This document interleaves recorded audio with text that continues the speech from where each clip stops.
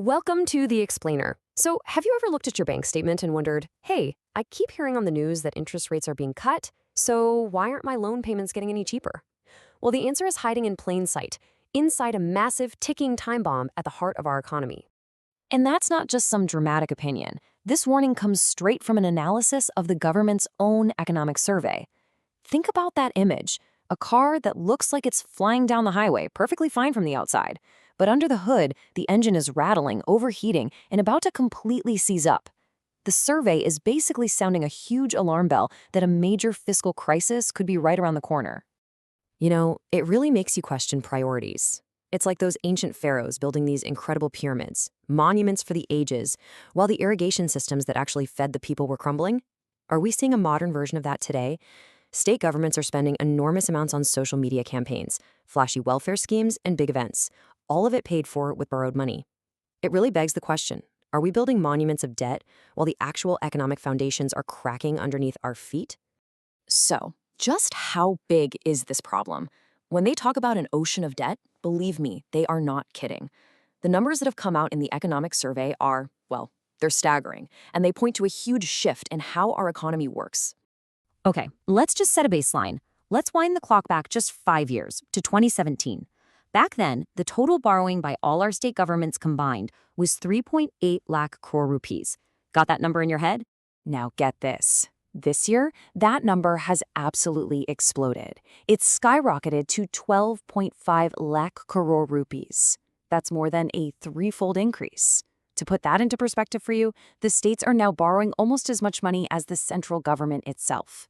This is a massive, and I mean massive, change from how things have ever been.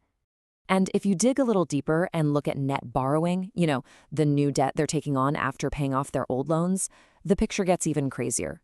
For the first time since the huge economic reforms of 1991, states are just as hooked on market debt as the central government. This shatters a fundamental assumption our financial markets have operated on for decades, that the center is the main borrower. That's just not true anymore. And this isn't just some abstract national issue. Look at the states leading this borrowing binge. Karnataka, 93,000 crore rupees in a single quarter. That's double what it borrowed just last year. And you've got Tamil Nadu and others right behind. This is happening on a massive scale at the state level. Okay, so these are huge, almost unbelievable numbers. But why should you really care? Well, it turns out this mountain of state debt has a very direct, very damaging, and kind of sneaky effect on the entire country's financial system. And yeah, it's the hidden reason your personal finances aren't getting any relief. To really get what's going on, we have to rewind just a few months. Late last year, the Reserve Bank of India was pretty much celebrating. The governor was saying India was in a Goldilocks phase. Not too hot, not too cold, just right. Inflation was down, growth was up, and the RBI did exactly what you'd expect. It aggressively cut its key interest rate, the repo rate, by 1.25%. The goal? Simple. Make loans cheaper for everyone. But that good news never actually made it to your bank account. Here's why. It was like a broken chain reaction. Step 1. The RBI cut rates, thinking your EMIs would go down. But at the exact same time, states came in and just flooded the market with their own bonds, demanding gigantic loans. This huge demand for money basically sucked all the available cash right out of the banking system. So what happened? Interest rates in the real market were forced to go up, not down. It's like the RBI was pushing the accelerator to the floor, but the states had just slammed on the brakes. Now, how can we actually see this problem in the data? There's a key financial number you need to know about, and it's called the bond yield spread. It sounds complicated, but it's pretty simple. Think of it as a risk premium. It's the extra interest the market demands to lend money to a state compared to lending to the super safe central government. It's basically the market's way of saying how risky it thinks a state's finances are. So normally, that spread, that risk premium, is pretty small, about 30 to 40 basis points. But since September of last year, it has more than doubled, exploding to over 100 basis points. The market is practically screaming that lending to states has become way, way riskier. And what's the direct result for you? Well, the banks could pass on less than half of the RBI's big rate cut.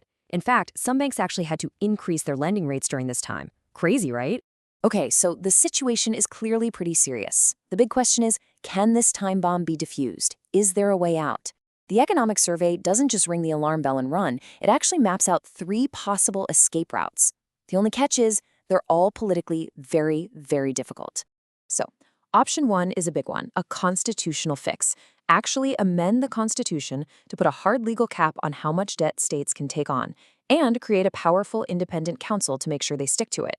Option 2 is to repair the GST system, create an insurance fund so that when tax revenues dip, states have a cushion and don't have to panic borrow. And the third idea is to use market discipline. Basically, make it more expensive for fiscally irresponsible states to borrow money, forcing them to get their own house in order.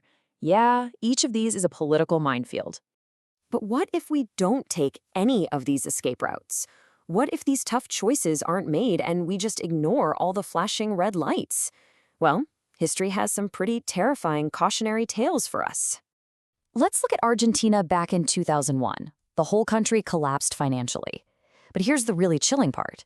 The crisis wasn't caused by the central government. It was triggered by the out-of-control, runaway debt of its 23 provinces, its states, which were borrowing like crazy to pay salaries and fund subsidies. Sound familiar? The fiscal madness at the state level sank the entire nation. Then you have the classic, terrifying example of Weimar Germany in the 1920s. To deal with massive state spending, the central government took what looked like the easy way out. They just started printing more money. The result was absolutely catastrophic hyperinflation that completely destroyed the currency and the economy. It's a brutal reminder that you can't print your way out of a debt problem. It's a path to ruin. And you don't even have to go that far back in history. Just look at Greece in 2009. For years, the bond market sent clear warning signals, just like those rising spreads we're seeing right now, telling them their debt was unsustainable. The government just ignored the signs. Eventually, the market said, "That's it, we're done," and cut them off. The result was a devastating national default and an entire lost decade of economic pain.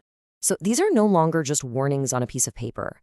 As the source material puts it so well, they are time bombs placed directly under the chairs of government.